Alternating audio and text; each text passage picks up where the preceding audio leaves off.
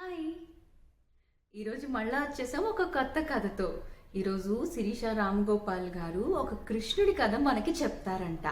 ఆ కృష్ణుడి కథ ఏంటంటే, ఎప్పుడైనా చూడండి, మనకి తెలియని వాళ్ళని చూసినా లేకపోతే తెలిసిన వాళ్ళని చూసినా మన పలకరింపు ఎలా ఉంటుంది? చిరునవ్వు కదా. ఆ చిరునవ్వుతో శత్రుత్వాన్ని కూడా గెలవచ్చు అంటున్నారు. మరి ఆ కథ ఏంటో చూసేద్దామా మరి?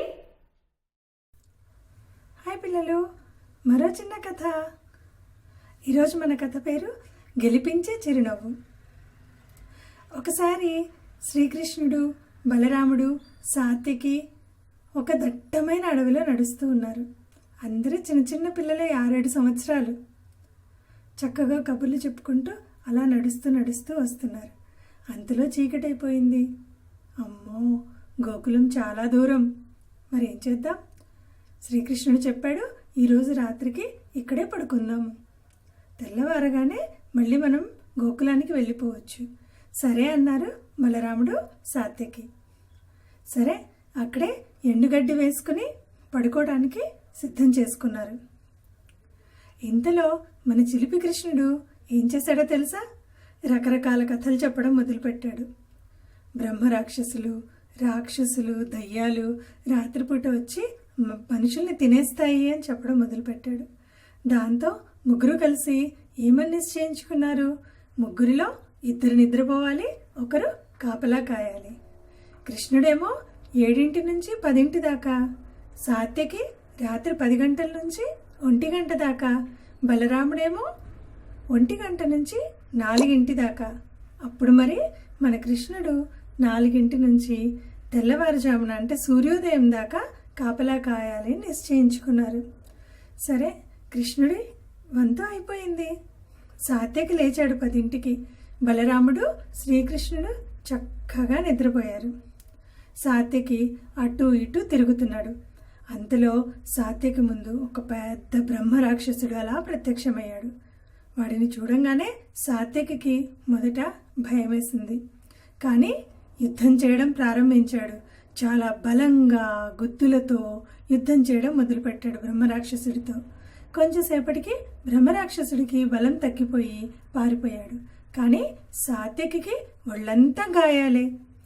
ఇంత జరుగుతున్నా కృష్ణుడికి కానీ బలరాముడికి కానీ మెలకువ రాలేదు. మరి సరే, 1 గంటకి బలరాముడు లేచాడు. బలరాముడు అలా ఒళ్ళు విరుచుకుని కాపలా కాయడం మొదలుపెట్టాడు. బ్రహ్మరాక్షసుడు మళ్ళీ ప్రత్యక్షమయ్యాడు. ఈసారి ఇంకా భయంకరమైన యుద్ధం జరిగింది. బలరాముడు బాగా గుద్దులతో కొట్టి బ్రహ్మరాక్షసుడిని పంపించేశాడు. కానీ బలరాముడు చాలా అలసిపోయాడు. సరే, 4 అయింది. కృష్ణుడు లేచాడు. కృష్ణుడు అలా అటు ఇటు తిరగడం మొదలుపెట్టాడో లేదో, బ్రహ్మరాక్షసుడు మరింత భయంకరంగా, ఎందుకంటే ముందు దెబ్బతిని ఉన్నాడు కదా, ఇంకా భయంకరంగా కృష్ణుడి మీద యుద్ధానికి వచ్చాడు. అంతే, కృష్ణుడు ఒక అందమైన చిరునవ్వుతో బ్రహ్మరాక్షసుడి వైపు చూశాడు. ఇంకేముంది, బ్రహ్మరాక్షసుడు ఆ మాయలో పడిపోయాడు, అచేతనుడైపోయాడు. కృష్ణుని చూసే కొద్దీ అతడిలో ఉన్న కోపము అన్నీ తగ్గిపోయాయి. ఆ మాంతం కృష్ణుడి పాదాల దగ్గర కూర్చుండిపోయాడు. తెల్లవారింది. సాత్యకి బలరాముడు చూసి ఆశ్చర్యపోయి, అదేమిటి కృష్ణ, మేము ఇంత యుద్ధం చేశాము, కానీ నీవెలా గెలిచావు? అప్పుడు కృష్ణుడు చిరునవ్వుతో చెప్పాడు, కోపాన్ని కోపంతోనూ దుర్మార్గాన్ని దుర్మార్గంతోనూ మనం నాశనం చేయలేము. కోపాన్ని సహనంతో, దుర్మార్గాన్ని అహింసతో, ద్వేషాన్ని కరుణతో మాత్రమే జయించగలము అని చెప్పారు. చూసారా పిల్లలు, ప్రేమతో దేన్నైనా జయించగలము. మళ్ళీ రేపు ఇంకో కథతో మళ్ళీ మీ ముందుకు వస్తాను. నమస్తే. నిజమే కదండి. మరి గొడవకి గొడవే సమాధానం అనుకుంటే ఎలాగా? శత్రువుని కూడా చిరునవ్వుతో గెలిపించవచ్చు అని కృష్ణుడు చెప్పకనే చెప్పాడు. మరి అందుకే మనం కూడా చిరునవ్వులు చిందిస్తూ ఉందాము, ఆనందాలు పంచుతూ ఉందాము. శుభరాత్రి. మీ కాంతి కళ్యాణ్.